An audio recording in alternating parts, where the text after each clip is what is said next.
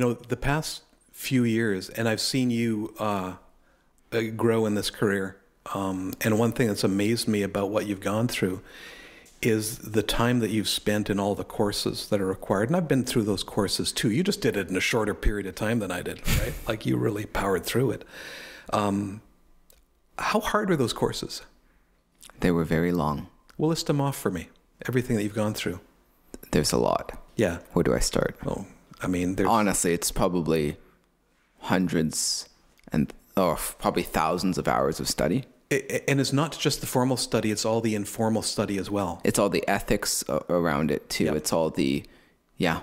So, I mean, just to give you a baseline, for a qualified financial advisor, we're talking about the CFP, which you're near completion here, but more importantly, the Chartered Investment Manager designation, yep. and working backwards, the actual Canadian Securities course, yep. the Conduct and Practices Handbook yep. course,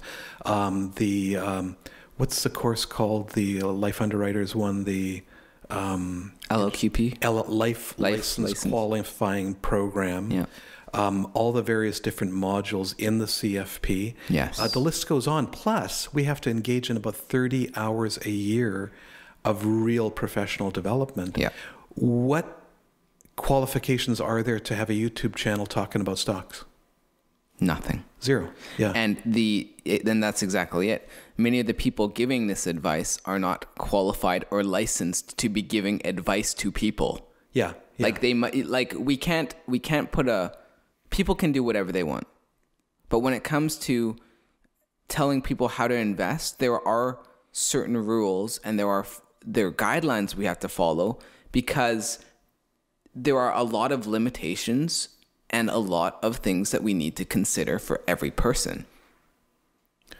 The investment portfolio is really just the tool. Yes. Once we talk about that, well, number one, when we talk about that in isolation of a person's financial plan, we're doing a disservice already. Yeah. But to make matters worse, when we're talking about the investments in isolation of the plan, and the stuff that we're talking about regarding the investments is usually speculation and misinformation. Yeah. That's not just not serving the listener. Yeah. It's actually doing a great deal of damage. Now, don't get me wrong. There's some people out there that have some really, really good podcasts, yeah. and some really, really good YouTube channels and things like, yeah. that. And they usually have qualifications to go along with that. Yeah.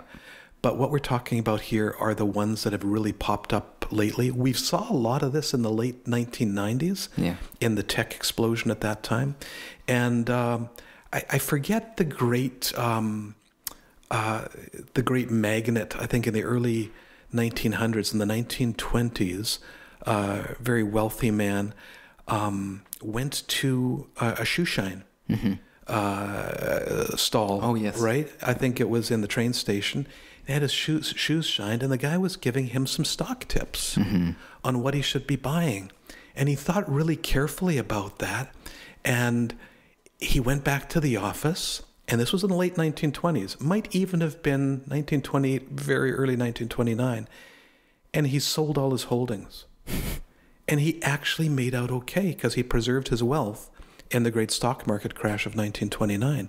And when asked why he did that, he says, when the shoe shine boy is giving me stock tips, I think the market's a little bit too heated up. And it's time to get out. Mm-hmm. Now, I wouldn't necessarily follow that kind of advice either, but it gave an idea of the times when people who were entirely unqualified to give financial advice were actually giving it. Yeah.